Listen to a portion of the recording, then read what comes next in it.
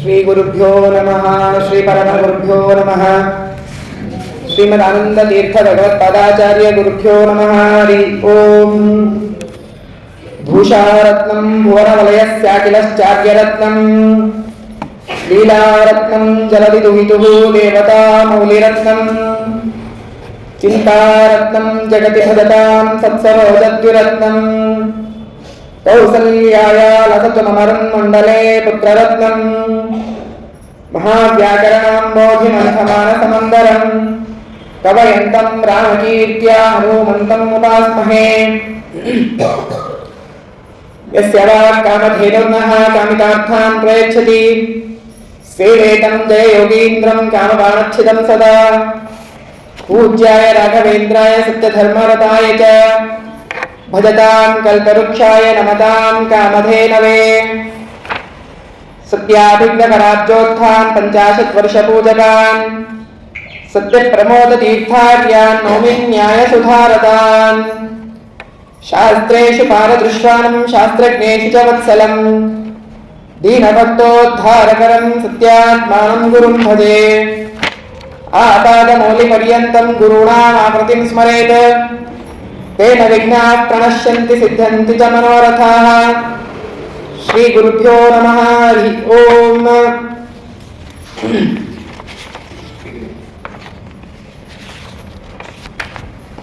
ವೈಕುಂಠಸ್ಯೇವ ವೈಕುಂಠೇ ವನೇ ನಿವಸತಃ ಸುಖಂ. ಶ್ರೀರಾಮಚಂದ್ರ ಪಂಚವಟಿಯಲ್ಲಿ ಎಲ್ಲ ಮುನಿಗಳಿಗೆ ಸದ್ಭಕ್ತರಿಗೆ ಲಕ್ಷ್ಮಣ ಸೀತೆಯರಿಗೆ ಆನಂದವನ್ನ ಉಂಟು ಮಾಡುತ್ತಾ ಅನೇಕ ವಿಧವಾಗಿರುವಂತಹ ತತ್ವಗಳನ್ನು ಬೋಧನೆ ಮಾಡುತ್ತಾ ತಾನು ಸ್ವಯಂ ಅವನಿಗೆ ಯಾವುದೇ ಕರ್ಮಗಳ ಲೇಪ ಇಲ್ಲ. ಭಗವಂತ ಅವನು ಸಂಧ್ಯಾವಂದನೆ ಮಾಡಬೇಕು, ಸೂರ್ಯೋದಯಕ್ಕೇನೆ ಅದಕ್ಕಿಂತ ಮುಂಚೆನೇ ಹೇಳಬೇಕು, ಅದು ಯಾವುದೂ ಇಲ್ಲ. ಧನುರ್ಮಾಸ ಬೆಳಗ್ಗೆ ಬೇಗ ಎದ್ದು ನೈವೇದ್ಯ ಮಾಡಬೇಕು. ನೈವೇದ್ಯ ಮಾಡಬೇಕಾಗಿರೋದು ನಾವು, ನೈವೇದ್ಯ ಸ್ವೀಕಾರ ಮಾಡೋದು ನಾವು. ಸ್ವೀಕಾರ ಮಾಡೋದಕ್ಕಾದ್ರೂ ಎದ್ದು ಸ್ನಾನ ಮಾಡಬೇಕನ್ನೋದು ಏನಿಲ್ಲ. ಆದರೂ ಕೂಡ ಪರಮಾತ್ಮ ತಾನು ಲೋಕ ಶಿಕ್ಷಣೆಗಾಗಿ ಉಷಕ್ಕಾಲದಲ್ಲೇನೆ ಎದ್ದಂತೆ ತನ್ನ ಸ್ನಾನ ಅನೇಕಗಳನ್ನೆಲ್ಲ ಮಾಡಿಕೊಂಡಂತೆ ಮಾಡಿ ಜಗತ್ತಿಗೆ ಶಿಕ್ಷಣೆಯನ್ನ ನೀಡ್ತಾ ಇದ್ದಾನೆ. ಹೀಗೆ ಆ ರಾಮನೊಡನೆ ಎಲ್ಲ ಋಷಿ ಮುನಿಗಳು ಸುಖವಾಗಿ ಕಾಲವನ್ನ ಕಳೀತಾ ಇದ್ದಾಗ ಅಷ್ಟು ವರ್ಷಗಳು ಕಳೆದು ಹೋಗಿದ್ದೇ ಗೊತ್ತಾಗಿಲ್ಲ. 13 ವರ್ಷದ ವನವಾಸ ಅಲ್ಲಿಗೆ ಮುಗಿದು ಹೋಗಿದೆ ಅಂತೆ. ಆ ರಾಮನೊಡನೆ ದಿನನಿತ್ಯವೂ ಕೂಡ ಚರ್ಚೆ ಮಾಡೋದು, ವಿಚಾರ ಮಾಡೋದು ಹೀಗೆ ನಡೀತಾ ಇತ್ತು. ಒಂದು ದಿನ ಲಕ್ಷ್ಮಣ ರಾಮನಿಗೆ ಕೇಳಿದ, ಭರತನಂತಹ ಮಹಾಭಕ್ತಿ ಫಲಿತನಾದ ಮಗನನ್ನ ಹೆತ್ತಿರುವಂತಹ ಕೈಕೇಯಿ ದಶರಥನಿಗೆ ಬಹಳ ಪ್ರಿಯರಾದವಳು, ಗಂಡನ ಮೇಲೆ ಬಹಳ ಭಕ್ತಿಯನ್ನು ಮಾಡುವವಳು, ಗಂಡನ ಶ್ರೇಯಸ್ಸನ್ನ ವಾಂಛಿಸುವವಳು. ಅಂತಹ ಪತಿವ್ರತ ಸ್ತ್ರೀಯಾದ ಈ ಕೈಕೇಯಿ ಇಂತಹ ಕೆಟ್ಟ ಕೆಲಸ ಯಾಕೆ ಮಾಡಿದಳು? ಬಹಳ ದಿವಸದಿಂದ ಇತ್ತು ಅವನಿಗೆ, ಲಕ್ಷ್ಮಣನಿಗೆ. ಆದರೆ ಕೇಳುವುದಕ್ಕೆ ಧೈರ್ಯ ಇರಲಿಲ್ಲ. ರಾಮ ಕೈಕೇಯಿಯ ಮೇಲೆ ತೋರಿಸಿರುವಂತಹ ಭಕ್ತಿ, ಆ ಹಿರಿಯರು ಗುರುಗಳು ಅಂತ ಹೇಳಿ ತೋರಿಸಿರುವಂತಹ ರೀತಿಯನ್ನು ನೋಡಿ ರಾಮನಿಗೆ ಈ ಮಾತನ್ನು ಕೇಳುವುದಕ್ಕಾಗಿ ಹೆದರ್ಕೊಂಡಿದ್ದ. ಅದು ಇಷ್ಟು ದಿನಗಳ ಸಹವಾಸದಿಂದ ಸಲಿಗೆ ಬಂದಿದೆ, ವನವಾಸ ಮುಗಿಯುವ ಸಂದರ್ಭವೂ ಬಂದಿದೆ, ಹಾಗಾಗಿ ಕೇಳಿಬಿಡೋಣ ಅಂತ ಹೇಳಿ ಕೇಳಿದ್ದಾನೆ. ಹಿಂದೆ ಇದಕ್ಕೆ ಉತ್ತರ ಕೊಟ್ಟಿದ್ದಾರೆ. ಇತ್ಯುಕ್ತೌಚೇ ಭಗವಾನ್ ಕಾರ್ಯೋ ನೋ ರಕ್ಷಸಾಂ ವದಃ. ನಾನು ಅವತಾರ ಮಾಡಿರುವುದೇ ರಾಕ್ಷಸರನ್ನು ಸಂಹಾರ ಮಾಡುವುದಕ್ಕಾಗಿ. ಅದಕ್ಕೆ ಒಂದು ನಿಮಿತ್ತ ಬೇಕಾಗಿತ್ತು. ಸುಮ್ಮನೆ ನಾನು ರಾಜ್ಯದಲ್ಲಿ ಇದ್ದರೆ ಎಲ್ಲವೂ ಸುಭಿಕ್ಷವಾಗಿ ಎಲ್ಲವೂ ಚೆನ್ನಾಗಿ ನಡೆದಿತ್ತು ಅಂತಾದರೆ ವನಕ್ಕೆ ಬರುವ ಪ್ರಸಂಗವೇ ಇರಲಿಲ್ಲ. ವನಕ್ಕೆ ಬರದೇ ಹೋದರೆ ಈ ರಾಕ್ಷಸರ ಸಂಹಾರಣೆ ಆಗದೆ ಹೋಗುತ್ತೆ. ಹಾಗಾಗಿ ಅದಕ್ಕೆ ಒಂದು ನಿಮಿತ್ತ ಬೇಕಾಗಿತ್ತು. ಆ ನಿಮಿತ್ತವನ್ನು ಕೂಡ ನಾನೇ ಅವಳಿಂದ ಮಾಡಿಸಿ ನಾನು ಅವರನ್ನ ನಿಮಿತ್ತ ಮಾಡಿಕೊಂಡು ವನಕ್ಕೆ ಬಂದಿದ್ದೇನೆ ಅಂತ ಹೇಳಿ ಉತ್ತರವನ್ನ ಆ ಪರಮಾತ್ಮ ಹೇಳಿದ ಉತ್ತರವನ್ನ ಲಕ್ಷ್ಮಣ ಕೇಳಿದ್ದಾನೆ. ಹೀಗೆ ಆ ಕೈ ಭಾರಿ ಉತ್ತಮರು. ಅವರು ಇದನ್ನ ಮಾಡದೇ ಇರುವಂತೆಯೇ ಮಾಡಬೇಕು. ಆದ್ರೆ ಪರಮಾತ್ಮ ಸರ್ವೋತ್ತಮ, ಸರ್ವವಿಘ್ನ ಪ್ರಶಮನಂ ಸರ್ವಸಿದ್ಧಿಕರಂ ಪರಂ ಸರ್ವಜೀವ ಪ್ರಣೇತಾರಂ ಒಂದೇ ವಿಜಯಂ ಹರಿಂ. ಅವಳ ಒಳಗಡೆ ಹೋಗಿ ತಾನೇ ಪ್ರೇರಣೆ ಮಾಡಿ ಅವರು ಈ ರೀತಿಯಾಗಿ ಕೇಳುವಂತೆ ಮಾಡಿ ತನ್ನ ಸರ್ವಸಿದ್ಧಿಕರಂ, ಅಲ್ಲಿ ಇದರಲ್ಲಿ ಹೇಳಿದಂತೆ ತನ್ನ ಕಾರ್ಯ ಮಾಡಿಕೊಂಡು ಕೊಡೋವಗೆ ಅನ್ನೊಂದೇ ಇನ್ನೂ ಕೂಡ ತನ್ನ ಕಾರ್ಯ, ಅಲ್ಲಿ ಮದುವೆ ಅವನ ಕಾರ್ಯ ಆಗಿತ್ತು, ಇಲ್ಲಿ ರಾಕ್ಷಸರ ಸಂಹಾರ. ಹಾಗೆ ತನ್ನ ಕೆಲಸವನ್ನ ತಾನು ಅವಳೊಳಗೆ ನಿಂತು ಮಾಡಿಸಿಕೊಂಡಿದ್ದಾನೆ ಅಂತ ಹೇಳಿ ಪರಮಾತ್ಮ ರಾಮ ಉತ್ತರ ಕೊಟ್ಟಾಗ ಲಕ್ಷ್ಮಣನಿಗೆ ತೃಪ್ತಿಯಾಗಿದೆ. ಆಗ ಸೀತೆ ಕೇಳಿದರು, ಅಲ್ಲ ರಾಮ, ರಾಕ್ಷಸರ ಸಂಹಾರ ಮಾಡುವುದಕ್ಕಾಗಿ ವನಕ್ಕೆ ಬರಬೇಕಿತ್ತು, ಅದಕ್ಕೆ ವನವಾಸ ಎನ್ನುವಂತಹ ನೆಪ ಮಾಡಿಕೊಂಡೆ ಅಂತ ಇದೆಯಾ? ಆದರೆ ಕ್ಷತ್ರಿಯನ ಧರ್ಮ, ರಾಜನ ಧರ್ಮ ಶಾಸನ ಮಾಡುವುದು. ನೀನು ವನವಾಸಕ್ಕೆ ಬಂದಿರೋದು, ವಾನಪ್ರಸ್ಥದಂತೆ ಇರಬೇಕು. ಅಲ್ಲಿ ಶಸ್ತ್ರ ಧರಿಸುವಂತಿಲ್ಲ, ಅಸ್ತ್ರಗಳನ್ನು ಪ್ರಯೋಗ ಮಾಡುವಂತಿಲ್ಲ, ಬೇರೆ ಜನರಿಗೆ ಆಯುಧಗಳಿಂದ ಪ್ರಹಾರ ಮಾಡುವಂತಿಲ್ಲ. ಅಂದ ಮೇಲೆ ನೀನು ಇಲ್ಲಿ ಬಂದು ಶಸ್ತ್ರ ಪ್ರಹಾರಗಳನ್ನೆಲ್ಲ ಹೇಗೆ ಮಾಡುವನು ಅಂತ ಸೀತೆ ಕೇಳಿದ್ದಾಳೆ. ಅದಕ್ಕೆ ರಾಮನಂದ, ನಾನು ಕ್ಷತ್ರಿಯ ಹೌದು, ರಾಜನು ಹೌದು ಅನ್ನೋದು ನೀನು ಒಪ್ಪಿಯಲ್ಲ. ಹೌದು, ನೀನು ರಾಜನೇ. ಅಂದ ಮೇಲೆ ನಾನು ವಾನಪ್ರಸ್ಥದಲ್ಲೇ ಇರಲಿ, ರಾಜನಾಗಿಯೇ ಇರಲಿ, ನಾನು ಶತ್ರುಗಳನ್ನ ದಹನ ಮಾಡುವುದು, ಅವರನ್ನ ಸುಡುವುದು, ಅವರನ್ನ ಕೊಲ್ಲುವುದು ನನ್ನ ಧರ್ಮವೇ. ಹೇಗೆ? ಅದಕ್ಕೆ ಹೇಳ್ತಾನೆ ರಾಮ, ಬೆಂಕಿ ಇದೆ, ಬೆಂಕಿಯನ್ನ ನಮ್ಮ ಮನೆಯಲ್ಲಿ ಹಚ್ಚಿದ್ರು ಅದು ಸುಡತ್, ಹೊರಗೆ ಕಸಕ್ಕೆ ಬೆಂಕಿ ಇಟ್ಟರು ಆ ಕಸವನ್ನು ಸುಡತ್, ಹೊರಗಡೆ ಮತ್ತೆಲ್ಲೋ ನಾವು ಬೆಂಕಿ ಹಚ್ಚಿದ್ರು ಕೂಡ ಅಲ್ಲೂ ಕೂಡ ಸುಡುತ್ತೆ. ದೀಪ ಹಚ್ಚಿದಾಗ ಅಲ್ಲೂ ಕೂಡ ಜ್ವಲಿತವಾಗುತ್ತೆ. ದೀಪದ ಸ್ವಭಾವ ಏನು?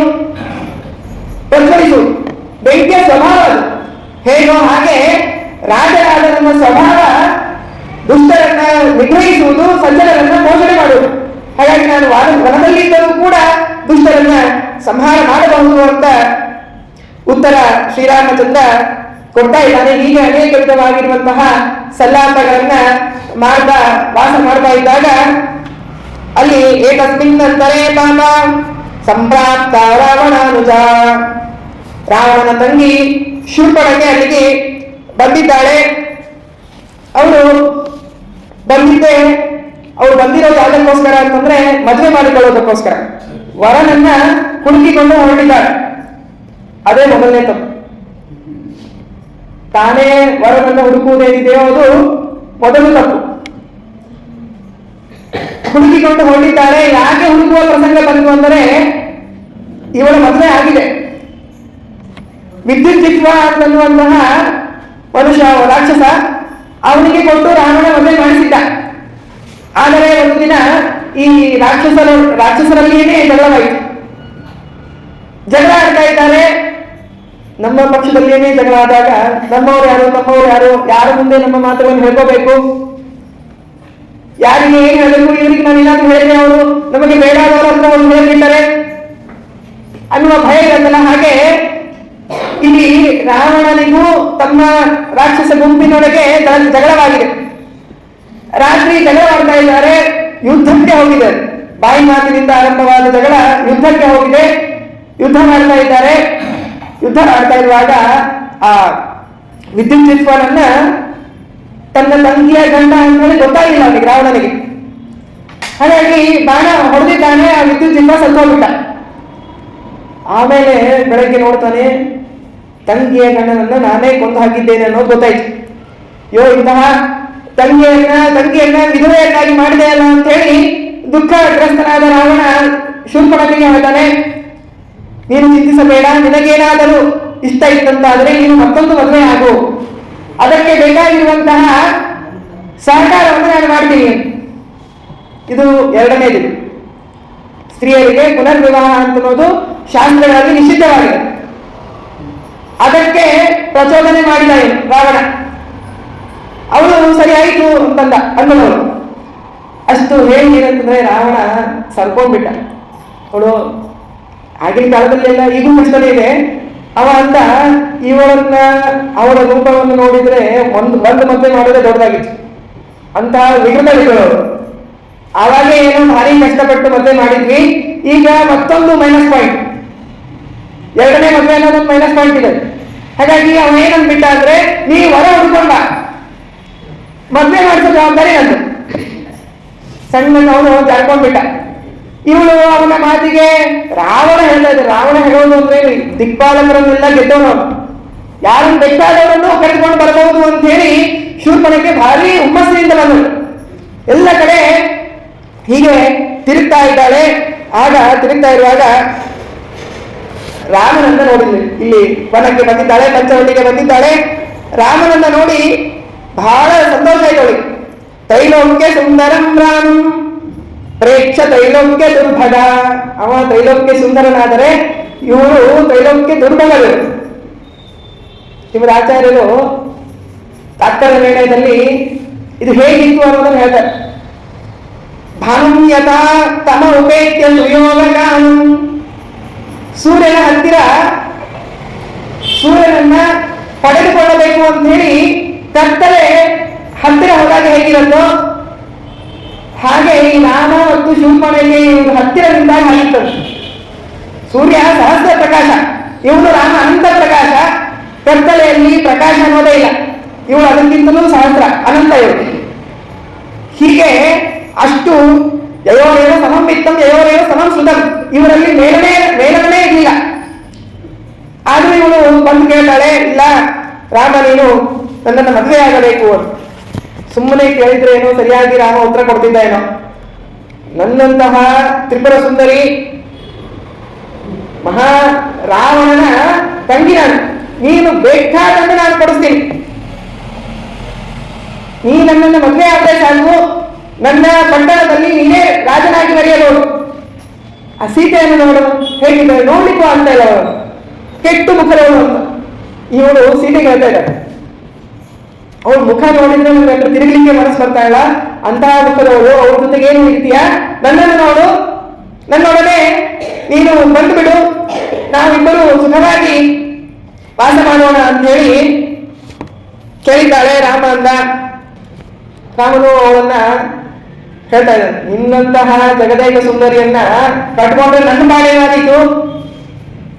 ಭಾರ್ಯ ರೂಪವತಿ ಶತ್ರು, ಭಾರಿ ರೂಪವುಳ್ಳವಳಾಗಿದ್ದು ಭಾರ್ಯ ಅಂತಂದ್ರೆ ಅವಳು ಶತ್ರುವಿನಂತೆ. ಹಾಗೆ ಹೇಳ್ತಾ ಇದ್ದಾನೆ ರಾಮ, ನಿನ್ನಂತಹ ತ್ರಿಪುರ ಸುಂದರಿಯನ್ನು ಕಟ್ಕೊಂಡ್ರೆ ನಾನು ಹೀಗೆ ರಗಡ ಎಲ್ಲ ಯುದ್ಧಗಳನ್ನ ಆಡುವಂತಹ ಪ್ರಸಂಗ ಇದೆ, ಅದಕ್ಕಾಗಿ ಮತ್ತಿಷ್ಟು ಯುದ್ಧ ಆಡಬೇಕಾಗುತ್ತೆ. ಹಾಗಾಗಿ ದಯಮಾಡಿ ಏನ್ ಬೇಕಾಗಿಲ್ಲ ನನಗೆ ಈ ಕೆಳಕು ಮೋತಿ ಸೀತೆ ಇದ್ದಾಳಲ್ಲ ಅವಳೊಡನೆ ನಾನು ಸುಖವಾಗಿದ್ದೀನಿ, ನನ್ನ ಇದಕ್ಕೆ ಯೋಗ್ಯತೆಗೆ ಸೀತೆ ಸಾಕು ಅಂತ ಹೇಳಿ ರಾಮ ಏನ್ ಮಾಡ್ದ ಅಂತಂದ್ರೆ, ನಿನಗೆ ಅಷ್ಟೇ ಮದುವೆ ಆಗಬೇಕಾಗಿತ್ತು ಅಂತಂದ್ರೆ ಲಕ್ಷ್ಮಣನ ಹತ್ರ ಅವನು ನಿನಗೆ ಸರಿಯಾದ ಜೋಡಿ. ಪಾಪ ಅವನು ಕೂಡ ಒಮ್ಮೆ ಇದ್ದಾನೆ. ಈಗ ನಾನು ಬಿಟ್ಟು ಬಂದರೆ ಸೀತೆ ಅವಳು ನನಗೆ ಸಮಸ್ಯೆ ಮಾಡ್ತಾಳೆ, ನಿನಗೂ ಸಮಸ್ಯೆ ಅಲ್ಲ. ಒಬ್ಬಳೇ ನೀನು ಹೆಂಡತಿಯಾಗಿರೋದಕ್ಕೂ ಇನ್ನೊಬ್ಬಳ ಜೊತೆಗೆ ನೀನು ಹೆಂಡತಿಯಾಗಿರೋದಕ್ಕೂ ವ್ಯತ್ಯಾಸ ಇದೆ. ಹಾಗಾಗಿ ಸೀತೆಯನ್ನು ಹೆಂಡತಿಯನ್ನಾಗಿ ಮಾಡಿಕೊಂಡು ನಿನ್ನನ್ನು ಹೆಂಡತಿಯನ್ನು ಮಾಡಿಕೊಂಡು ಇಬ್ಬರನ್ನು ನಾನು ಸುಖವನ್ನು ಕೊಡೋದು ಕಷ್ಟ. ಅವನು ಪಾಪ ಮನದಲ್ಲಿ ಒಬ್ಬನೇ ಸಂಚಾರ ಮಾಡ್ತಾ ಇದ್ದಾನೆ, ಅವನ ಹತ್ರ ಹೋಗಿ ನೀನು ಕೇಳಿಕೋ. ಅವ ಲಕ್ಷ್ಮಣ ಇದನ್ನೆಲ್ಲ ನೋಡ್ತಾ ಇದ್ದ, ದೂರದಿಂದ ನೋಡ್ತಾ ಇದ್ದ. ಹೇಳ್ತಾನೆ, ಕಥಂ ದಾಸ್ಯಸ್ಯ ಮೇಧಾಸಿ ಭಾರ್ಯ ಭವಿತು ಮಿಚ್ಛಸಿ. ಅವ ರಾಮ ನನ್ನ ನಾಥ ಸ್ವಾಮಿ, ಅವನಿಗೆ ನಾನು ದಾಸ. ದಾಸನನ್ನ ನೀನು ಮದುವೆ ಆದರೆ ನೀನು ದಾಸನ ಪತ್ನಿ ಆಗುತ್ತೀಯ. ಅಷ್ಟೇ ಅಲ್ಲದೆ ಈ ಏನು ಸೀತೆಯನ್ನು ನೀನು ಬೈತಾ ಇದೆಯಲ್ಲ, ಚಲೋ ಇಲ್ಲ ಅವಳು ಹಾಗೆ ಹೀಗೆ ಅಂತೇಳಿ, ಅವಳು ನಿನಗೆ ಒಡತಿ ಆಗ್ಬಿಟ್ರು. ಸೀತೆ ರಾಮನ ಹೆಂಡತಿ, ರಾಮ ಪ್ರಭು ಆದರೆ ಸೀತೆಯೂ ಪ್ರಭುವೇ, ಒಡತಿಯವರು. ಅವಳನ್ನು ನೀನು ಒಡತಿ ಮಾಡ್ಕೊತೀಯಾ, ನೀನು ಅದಕ್ಕೆ ತಯಾರಿ ಹೇಳು, ಅವಶ್ಯವಾಗಿ ಆಗೋಣ. ಇದು ಹೌದಲ್ಲ ಅನ್ಸ್ಬಿಡ್ತವ್ರು. ನಾನು ಯಾರ ದಾಸಿ ಆಗೋದಕ್ಕೆ ಸಿದ್ಧವಿಲ್ಲ, ನನ್ನ ಜೊತೆಗೆ ಬಂದವರನ್ನೇ ನಾನು ಪ್ರಭುವನ್ನಾಗಿ ಮಾಡೋದಕ್ಕೆ ಹೊರಟವಳು, ಹಾಗಾಗಿ ನಾನು ದಾಸಿ ಆಗೋದಕ್ಕೆ ಸಿದ್ಧವಿಲ್ಲ. ಹಾಗಾಗಿ ನೀನು ವೇಸ್ಟ್ ಲಕ್ಷ್ಮಣ, ನೀನು ಕ್ಯಾಂಡಿಡೇಟೇ ಅಲ್ಲ, ನಿನಗೆ ಟಿಕೆಟೇ ಸಿಗುವುದಿಲ್ಲ, ನೀನು ಸುಮ್ಮನೆ ಇಲ್ಲೇ ಕೊಡು. ನಾನು ಏನ್ ಮಾಡಬೇಕು ಅಂತ ಹೇಳಿ ವಿಚಾರ ಮಾಡಿದಾಗ ಲಕ್ಷ್ಮಣನೇ ಉಪಾಯ ಕೊಟ್ಟ. ಇಲ್ಲ, ನೀನ್ ರಾಮನಿಗೆ ಹೋಗಿ ಕೇಳು, ರಾಮನಿಗೆ ಹೋಗಿ ಕೇಳು, ಒಂದಿಷ್ಟು ಕನ್ವಿನ್ಸ್ ಮಾಡು, ಏನಾದ್ರು ಮಾತಾಡಿ ನಿನ್ನ ಪ್ರಭೆಗಳನ್ನೆಲ್ಲ ತೋರಿಸು, ಹಾವಭಾವಗಳಿಂದ ನೀನು ಅವನನ್ನ ಮೆಚ್ಚಿಸು, ಆಗ ಅವ ಮೆಚ್ಚುತ್ತಾನೆ ಅಂತ ಹೇಳಿದ್ದಕ್ಕಾಗಿ ಮತ್ತೆ ಬಂದಿದ್ದಾಳೆ.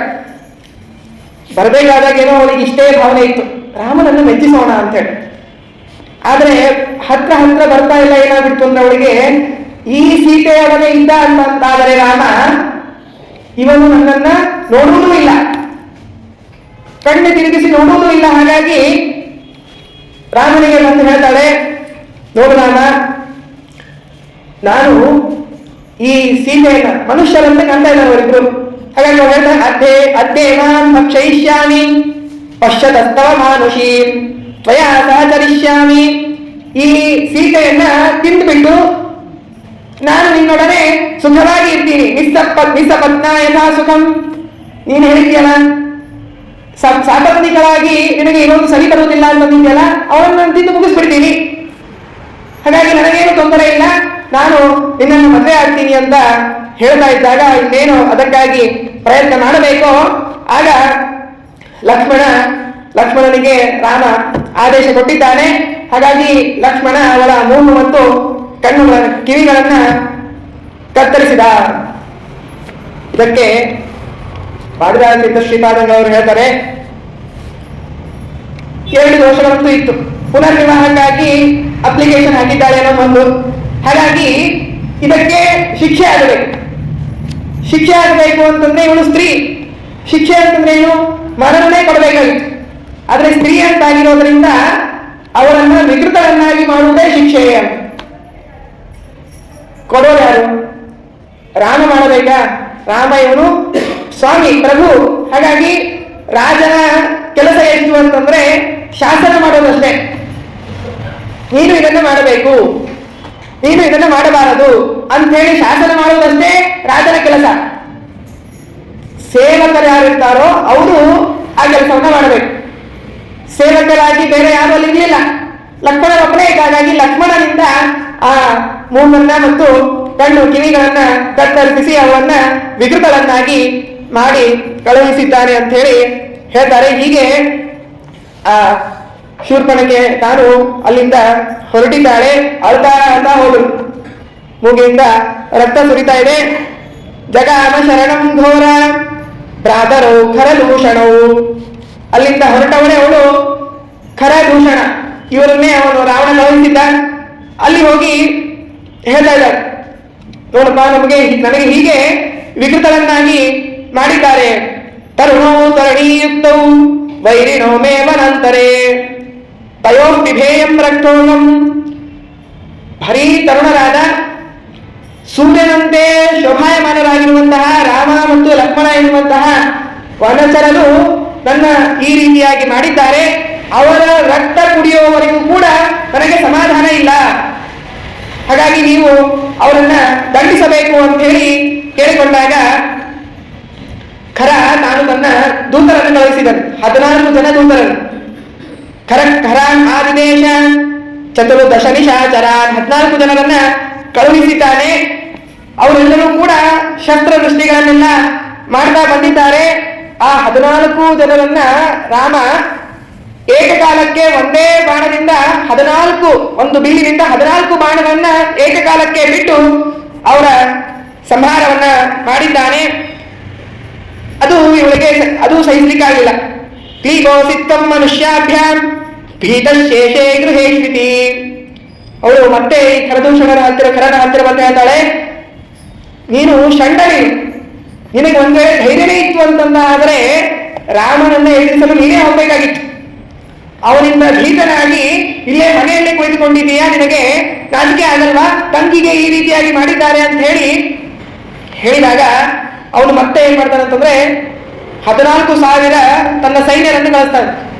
14 ಸಹಸ್ರಾಣಿ ಪ್ರಾತಿಷ್ಠಂತಖರಾಜ್ಞೆಯ 14,000 ತನ್ನ ಸೈನ್ಯವನ್ನ ಕಳುಹಿಸಿದ್ದಾನೆ. ಅವರು ಎಲ್ಲ ರೀತಿಯಾಗಿರುವಂತಹ ಸಿದ್ಧತೆಯನ್ನ ಮಾಡಿಕೊಂಡು ಆ ವನಕ್ಕೆ ಬಂದಿದ್ದಾರೆ. ಏಷ ಬಾಹುಸ್ಫುರತಿಮೆ ಚಾಪಂ ಛೇದಂ ವಿಚೇಷ್ಟತೆ. ಆಗ ಇದು ರಾಮನಿಗೆ ಗೊತ್ತಿಲ್ಲ ಇಷ್ಟೆಲ್ಲ ಆಗಿದೆ ಅಂತೇಳಿ. ಸುಮ್ಮನೆ ಅವಳು ಯಾರೋ ಬಂದಿದ್ದಳು, ಅವಳನ್ನ ಇಬ್ಬರು ಒಂಥರ ಚೇಷ್ಟೆ ಮಾಡಿ ಅವರನ್ನು ಕಳಿಸಿದ್ರು. ಇಷ್ಟು ಘೋರಕ್ಕೆ ಹೋಗುತ್ತೆ ಅನ್ನೋದು ಗೊತ್ತಿರಲಿಲ್ಲ.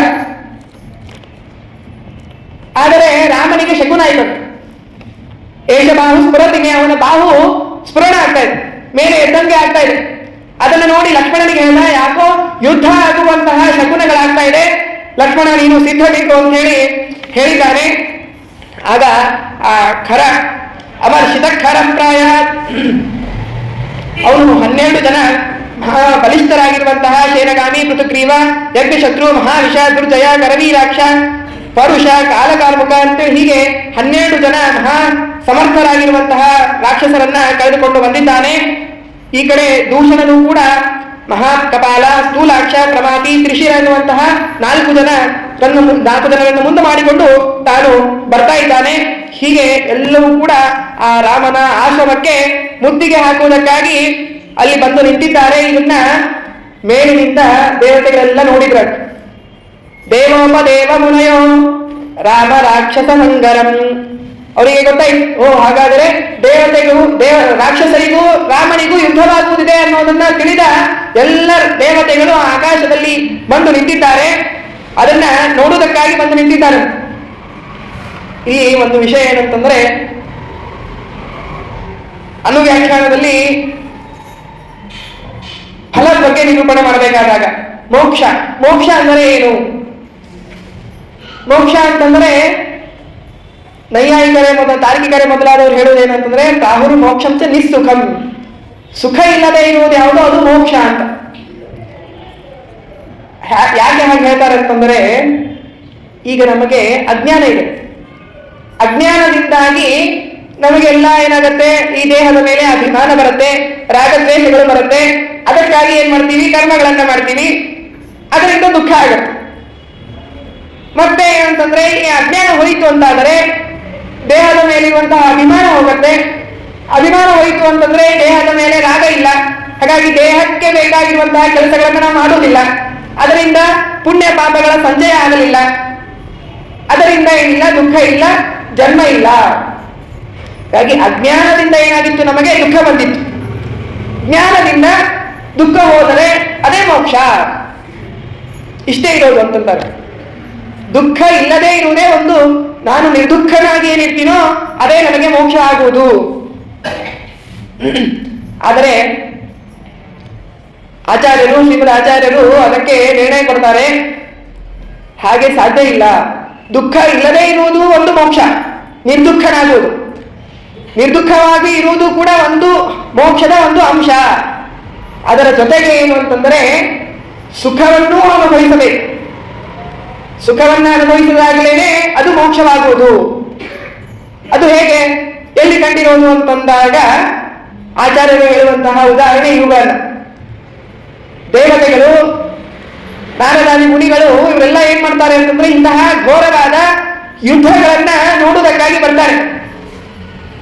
ಬಂದಾಗ ಅವರಿಗೇನು ಸುಖ, ಸ್ವಲ್ಪ ಸುಖ ಆಗತ್ತೆ ಅವರಿಗೆ. ಈ ಅಸ್ತ್ರಗಳ ಶಸ್ತ್ರಗಳ ಆ ಘರ್ಷಣೆ ಅವುಗಳೆಲ್ಲ ನೋಡುವುದಕ್ಕೆ ಬಂದಾಗ ದುಃಖನೇ ಆಗುವುದು. ಆದ್ರೂ ಆ ಎಲ್ಲ ದುಃಖವನ್ನ ಅವರು ಸಹಿಸುವುದು ಯಾವುದಕ್ಕೋಸ್ಕರ ಅಂತಾದರೆ ಕೊನೆಗೆ ಅಲ್ಲಿ ಪರಮಾತ್ಮನ ಜಯವಾದಾಗ ಆ ಜಯವನ್ನ ನೋಡಿ ಸಂತೋಷ ಆಗತ್ತೆ, ಸುಖ ಆಗತ್ತೆ. ಸ್ವಲ್ಪ ಸುಖಕ್ಕೋಸ್ಕರವಾಗಿ ಮನುಷ್ಯ ಏನ್ ಮಾಡ್ತಾನೆ, ಹೆಚ್ಚು ದುಃಖವನ್ನು ಸಹಿಸ್ತಾನೆ. ನಾವೆಲ್ಲರೂ ಕೂಡ ಏನ್ ಮಾಡ್ತೀವಿ, ಕೆಲಸಕ್ಕಾಗಿ ಹೋಗ್ತೀವಿ. ಅದರಿಂದ ನಮಗೆ ಒಂದು ಸಂಬಳ ಕೊಡ್ತಾರೆ. ಅದರಿಂದ ನಮಗೆ ಬೇಕಾಗಿರುವಂತಹ ವಸ್ತುಗಳನ್ನು ನಾವು ಸಂಪಾದಿಸ್ಕೋತೀವಿ, ಸುಖ ಪಡ್ತೀವಿ. ಆ ಸುಖ ನೋಡಿ ಸಿಗೋದು ಸ್ವಲ್ಪ ಸುಖ. ಆ ಸುಖಕ್ಕಾಗಿ 1 ತಿಂಗಳವರೆಗೆ ಹಗಲು ರಾತ್ರಿ ಅನ್ನೋದೇನೆ ಮನುಷ್ಯ ತಾನೇನ್ ಮಾಡ್ತಾನೆ, ತನ್ನ ಕೆಲಸಕ್ಕೆ ಹೋಗಿ ಸುಖವನ್ನ ಸಂಪಾದಿಸ್ತಾನೆ. ಅಂದ್ರೆ ಏನಾಯ್ತು, ಸುಖಕ್ಕಾಗಿ ಹೆಚ್ಚಿನ ದುಃಖವನ್ನ ಮನುಷ್ಯರು ಏನ್ ಮಾಡ್ತಾರೆ, ಸಹಿಸ್ತಾರೆ. ಅಂದ ಮೇಲೆ ನೀವು ಸುಖನೇ ಇಲ್ಲ ಮೋಕ್ಷದಲ್ಲಿ ಅಂತಾದರೆ ಮನುಷ್ಯ ಅಲ್ಲಿ ಹೋಗುವುದೇ ಇಲ್ಲ. ಮನುಷ್ಯನ ಪ್ರವೃತ್ತಿ ಇರೋದು ಎಲ್ಲಿ? ಸುಖಕ್ಕಾಗಿ ಪ್ರವೃತ್ತಿ ಇರೋದು. ಇವನು ಎಲ್ಲವನ್ನು ಸಂಪಾದಿಸಿ ಅಲ್ಲಿ ಹೋದಾಗ ಅಲ್ಲಿ ಸುಖವೇ ಇಲ್ಲ ಅಂತಾದ್ರೆ ಅದಕ್ಕಾಗಿ ಹೋಗ್ಬೇಕು ಯಾಕೆ? ಪ್ರಯತ್ನ ಯಾಕೆ ಮಾಡಬೇಕೆ? ಹಾಗಾಗಿ ಪ್ರಯತ್ನ ಮಾಡುವುದು ವ್ಯರ್ಥ ಅಂತಾಗತ್ತೆ. ಹಾಗಾಗಿ ಏನಂತಂದ್ರೆ ನಿಸ್ಸುಖವಾಗಿರೋದು, ನಿರ್ದುಃಖವಾಗಿ ಇರೋದು ಮಾತ್ರ ಇದು ಸುಖ, ಮೋಕ್ಷ ಅಂತ ಅನ್ನಬೇಡಿ. ಸುಖವನ್ನು ಕೂಡ, ಸುಖ ಅನುಭವಿಸುವುದು ಕೂಡ ಒಂದು ಮೋಕ್ಷ. ಅದು ಏನಂತಂದ್ರೆ ಹೀಗೆ ದೇವತೆಗಳು ಈ ರೀತಿಯಾಗಿ ಯುದ್ಧ ದರ್ಶನ ಇವುಗಳನ್ನೆಲ್ಲ ನೋಡಿ ಅಲ್ಲಿ ದುಃಖ ಪಟ್ಟರೂ ಕೂಡ ಕೊನೆಗೆ ಆ ಸುಖಕ್ಕಾಗಿ ತಾವು ನಿಲ್ಲುವುದರಿಂದ ನಮಗೆ ಇದನ್ನ ತಿಳಿಸ್ಕೊಡ್ತಾರೆ. ಕೇವಲ ನಿರ್ದುಃಖವಾಗಿರೋದಷ್ಟೇ ಅಲ್ಲ, ದುಃಖ ಪಟ್ಟರೂ ಕೂಡ ಸುಖವನ್ನ ಮನುಷ್ಯ ತಾನು ಬಯಸ್ತಾನೆ ಅನ್ನೋದ್ರಿಂದ ಸುಖವೂ ಕೂಡ ಒಂದು ಮೋಕ್ಷ ಅಂತ ಅನ್ನೋದನ್ನ ತಿಳಿಸ್ತಾರೆ. ಹೀಗೆ ಆ ಎಲ್ಲ ದೇವತೆಗಳು ಅಲ್ಲಿ ಬಂದು ನಿಂತು ಅದನ್ನ ಯುದ್ಧವನ್ನ ನೋಡ್ತಾ ಇದ್ದಾರೆ. ಆಗ ಒಬ್ಬ ದೇವತೆ ಮಾತನಾಡಿದ, ಎಂತಹ ಘೋರವಾಗಿರುವಂತಹ ಸೈನ್ಯ ಬಂದಿದೆ, ಇಂತಹ ದೊಡ್ಡ ಸೈನ್ಯ ಇದೆ, ಮಹಾ ಅತಿರಥ ಮಹಾರಥಿಗಳಿದ್ದಾರೆ. ಆದರೆ ಅಲ್ಲಿ ನೋಡಿದರೆ ಎದುರುಗಡೆ ಇರೋದು ಯಾರೊಂದು ಒಬ್ಬನೇ ಒಬ್ಬ ಧನುರ್ಧಾರಿಯಾಗಿ ರಾಮ ತಾನು ಒಬ್ಬನೇ ಇದ್ದಾನೆ. ಇಷ್ಟೆಲ್ಲ ರಾಕ್ಷಸರನ್ನ ರಾಮ ಹೇಗೆ ಎದುರಿಸ್ತಾನೆ ಅಂತ ಹೇಳಿ ಒಬ್ಬ ದೇವತೆ ಮಾತನಾಡಿದರೆ, ಇನ್ನೊಬ್ಬ ದೇವತೆ ಹೇಳ್ತಾ ಇದ್ದಾರೆ, ಯದ್ರೂ ವಿಭ್ರಮ ಮಾತ್ರೇಣ ವಿಭ್ರಶ್ಯೆ ಘೋರತ್ರಯಂ. ಪರಮಾತ್ಮ ಒಮ್ಮೆ ಹುಬ್ಬನ್ನು ಹೀಗೆ ಮೇಲೆ ಕೆಳಗೆ ಏನಾದ್ರೂ ಮಾಡಿದಂತಾದ್ರೆ 3 ಲೋಕಗಳಲ್ಲಿ ಅಲ್ಲೋಲ ಕಲ್ಲೋಲ ಆಗಿ ಹೋಗುತ್ತೆ. ಅಂತ ಪರಮಾತ್ಮನ ಹುಬ್ಬಿನಲ್ಲಿ ಒಂದು ಶಕ್ತಿ ಇದೆ. ಅಂತಿದ್ದಾಗ ಅವನು ಆಡಿಸೋದರಿಂದ ಇಷ್ಟೆಲ್ಲ ಲೋಕದಲ್ಲಿ ಅಲ್ಲೋಲ ಕಲ್ಲೋಲ ಆಗತ್ತೆ ಅಂತಾದ್ರೆ ಈ ಸೈನ್ಯ ಎಲ್ಲಿಗೆ ಹಾಕುತ್ತಿದೆ? 14,000 ಜನ ಬಂದಿದ್ದಾರೆ ಅಷ್ಟೇ, ಅವ್ರು ಎಲ್ಲಿಗೆ ಹಾಕಬೇಕು? ಸೈನ್ಯವೇ ಅಲ್ಲ ಇದು ಅಂತ ಹೇಳಿ ಹೀಗೆ ರಾಮನ ಪರಾಕ್ರಮಗಳನ್ನ ಕೊಂಡಾಡ್ತಾ ಇದ್ದಾಗ ದೂಷಣ ತಾನು ಅಲ್ಲಿ ಬಂದಿದ್ದಾನೆ. ಅವನನ್ನ ರಾಮ ತಾನು 8 ಬಾಣಗಳನ್ನ ಹೊಡೆದು ಅವನಿಗೆ ಸಂಹಾರ ಮಾಡಿದ್ದಾನೆ. ಹೀಗೆ ಆ ದೂಷಣನನ್ನ ಪರಮಾತ್ಮ ರಾಮ ದೂಷಣನನ್ನ ಧ್ವಂಸ ಮಾಡಿ ಅದೂಷಣನಾಗಿರುವಂತಹ ಶ್ರೀರಾಮ ವಿಶ್ವಭೂಷಣನಾಗಿ ಆ ರಣರಂಗದಲ್ಲಿ ಕಂಗೊಳಿಸ್ತಾ ಇರೋದನ್ನು ನೋಡಿ ದೇವತೆಗಳಿಗೆ ಪರಮಾನಂದವಾಗಿದೆ. ಇದರೊಡನೆ ಒಂದು ಸಂದೇಶವನ್ನು ಕೂಡ ರಾಮ ಕೊಡ್ತಾ ಇದ್ದಾನೆ. ದೂಷಣನನ್ನ ಧ್ವಂಸ ಮಾಡಿದ. ಪರಮಾತ್ಮನನ್ನು ದೂಷಿಸುವವರು ಇದ್ದಾರೆ, ಅನೇಕ ಮತಗಳಿವೆ. ಪರಮಾತ್ಮ ನಿರಾಕಾರ, ನಿರ್ಗುಣ, ಅವನಲ್ಲಿ ಗುಣವೇ ಇಲ್ಲ. ಗುಣವಿದ್ದರೂ ಕೂಡ ನಮ್ಮಂತೆ ಪ್ರಾಕೃತವಾಗಿರುವಂತಹ ಗುಣವುಳ್ಳವನಾಗಿದ್ದಾನೆ ಅಂತ ಹೇಳಿ ಪರಮಾತ್ಮನನ್ನ ಚಿಂತನೆ ಮಾಡೋರಿದ್ದಾರೆ. ಅದು ಒಂದು ದೂಷಣವೇ.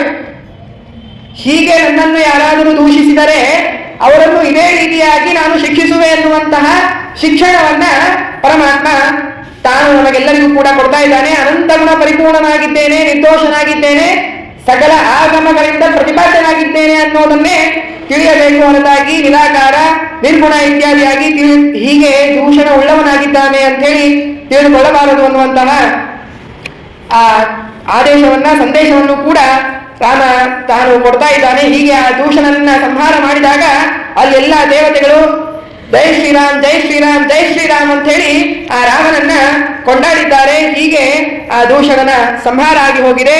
ಆಮೇಲೆ ಆ 14,000 ಜನ ಏನು ರಾಕ್ಷಸರೆಲ್ಲ ಬಂದಿದ್ದರೋ ಅವರೆಲ್ಲರನ್ನು ಏನಂತಂದ್ರೆ ಕಾರ್ಗಿಚ್ಚು ಹೇಗೆ ಎಲ್ಲ ಆ ವನದಲ್ಲಿರುವಂತ ಎಲ್ಲವನ್ನೂ ಕೂಡ ಧ್ವಂಸ ಮಾಡಿ ಆಗತ್ತೆ, ಸುಟ್ಟಿ ಆಗತ್ತೆ, ಒಂದೇ ಕ್ಷಣದಲ್ಲೇನೆ ಸುಟ್ಟು ಬಿಡತ್ತೆಲ್ಲ. ಹಾಗೆ ಆ ಎಲ್ಲರನ್ನೂ ಕೂಡ ಒಂದೇ ಕ್ಷಣದಲ್ಲಿ ರಾಮ ಎಲ್ಲರನ್ನ ಸಂಹಾರ ಮಾಡಿದ್ದಾನೆ. ಹೀಗೆ ಈ ಕಡೆ ಇನ್ನೂ ಒಂದಿಷ್ಟು ಜನ ಉಳಿದಿದ್ರು. ತ್ರಿಶರಸ್ ಅನ್ನುವಂತಹ ಒಬ್ಬ ರಾಕ್ಷಸ ಉಳಿದಿದ್ದ, ಅವನನ್ನು ಕೂಡ ತಾನು ಸಂಹಾರ ಮಾಡ್ತಾ ಇದ್ದಾನೆ.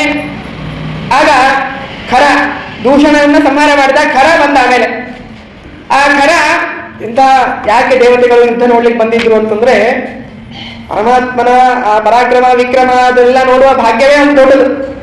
ಖರ ತಾನು ಬಾಣಗಳನ್ನ ಬಿಟ್ಟಿದ್ದಾರೆ. ಬಿಟ್ಟ ಬಾಣಗಳು ಹೇಗೆ ಅಂತಂದ್ರೆ ಇಡೀ ಆಕಾಶವನ್ನ ಮುಚ್ಚಿದೆ. ಎದುರಿನಿಂದ ಏನೂ ಕಾಣ್ತಾ ಇಲ್ಲ, ಕೇವಲ ಒಂದು ಬಾಣಗಳ ದೊಡ್ಡ ಗೋಡೆ ಅಂತ ಕಾಣ್ತಾ ಇದೆ. ಅಷ್ಟು ಬಾಣಗಳು ಈ ರಾಮನ ಹತ್ತ ಬರ್ತಾ ಇದ್ದಾರೆ. ಹೇಗಿರ್ಬೇಕು ಅದನ್ನು ಮೇಲಿನಿಂದ ಪಕ್ಷಿ ನೋಟದಿಂದ ಅದನ್ನು ನೋಡ್ತಾ ಇರುವ ದೇವತೆಗಳಿಗೆ ಎಷ್ಟು ಸಂತೋಷ ಆಗಿರ್ಲಿಕ್ಕಿಲ್ಲ.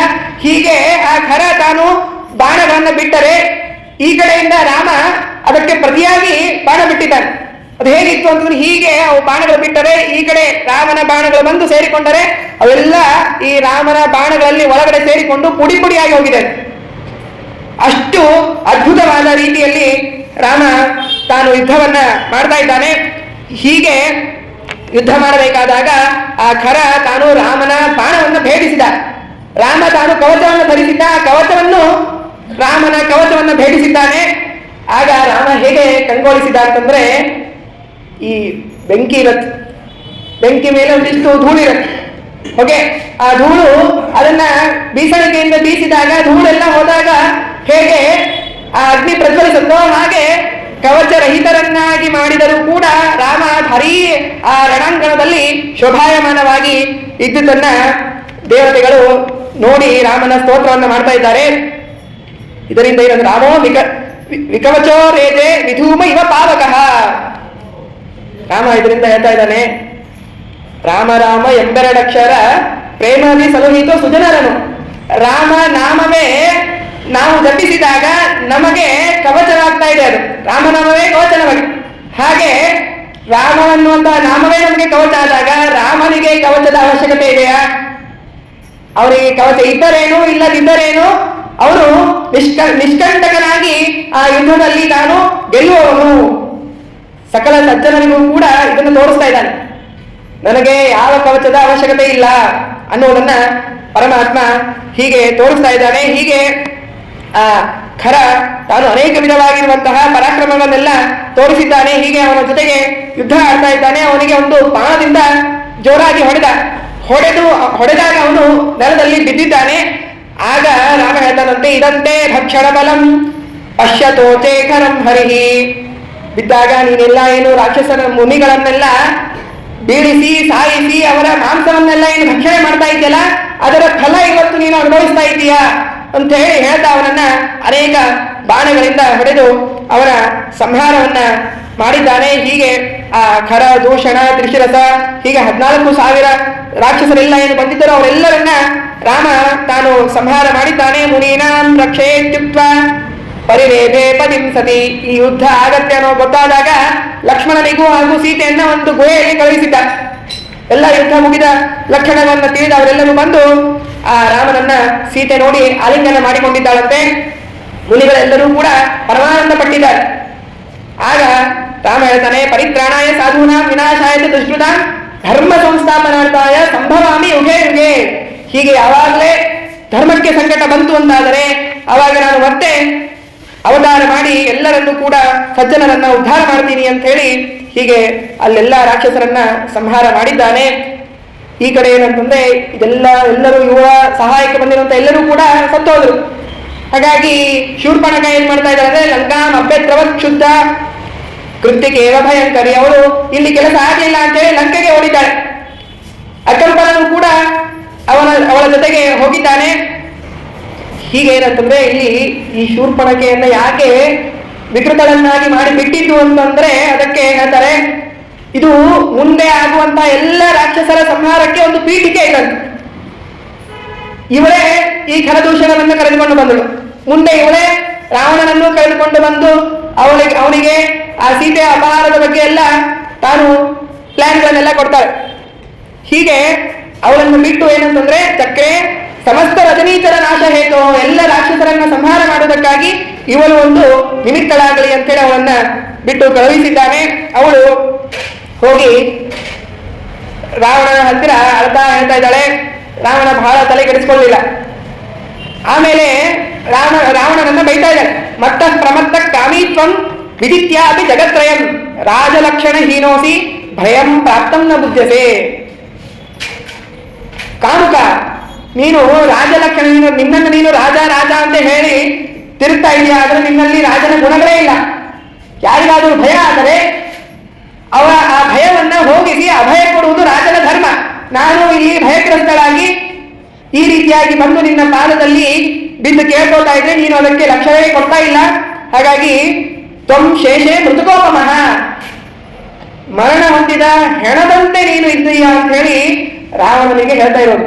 ಏನಂತಂದ್ರೆ ರಾವಣನನ್ನ ಕೆರಳಿಸಬೇಕಾಗಿದೆ. ಹೀಗೆಲ್ಲ ಬೈದರೆ ರಾವಣ ತಾನು ಎದ್ದು ಅವನ ಕಾರ್ಯವನ್ನು ಮಾಡ್ತಾನೆ ಅಂತ ಹೇಳಿ ಎಲ್ಲ ಕೆರಳಿಸಿದ್ದಾಳೆ. ಯಾಕೆ ಏನಾಯ್ತು ಅಂತ ಆಮೇಲೆ ಕೇಳ್ದ. ಇಲ್ಲ, ಹೀಗೆಲ್ಲ 14,000 ಎಲ್ಲ ರಾಕ್ಷಸರನ್ನೆಲ್ಲ ರಾಮ ಅನ್ನುವಂತಹ ವ್ಯಕ್ತಿ ತಾನು ಕೊಂದಿದ್ದಾನೆ ಅಂತೆಲ್ಲ ಹೇಳಿದಾಗ ಮೊನ್ನೆ ತಾನು ಮುಂಚದ ಅಂತವ. ಹಾಗಾಗಿ ಅಷ್ಟೆಲ್ಲ ಹೇಳಿ ಏನಂತಂದ್ರೆ ಅವಳನ್ನ ರಾಮನನ್ನ ನೀನು ಸಂಹಾರ ಮಾಡಲೇಬೇಕು ಅಂತೆಲ್ಲ ಬೋಧನೆ ಮಾಡ್ತಾ ಇದ್ದಾಳೆ. ಹೀಗೆ ಎಲ್ಲ ರೀತಿಯಾಗಿರುವಂತಹ ಇಷ್ಟು ಇವಳು ಹೇಳ್ತಾ ಇದ್ದಾಗ ಅಕಂಪ ಎನ್ನುವಂಥವನು ಕೂಡ ಅವನು ಬಂದು ಹೇಳ್ದ, ಇಲ್ಲ ಹೌದು ಇವಳೆಲ್ಲ ಹೇಳ್ತಾ ಇರೋದು ಸತ್ಯ ಇದೆ, ಹಾಗಾದ್ರೆ ಏನ್ ಮಾಡಬೇಕು ಅಂತ ಕೇಳ್ದ ರಾವಣ.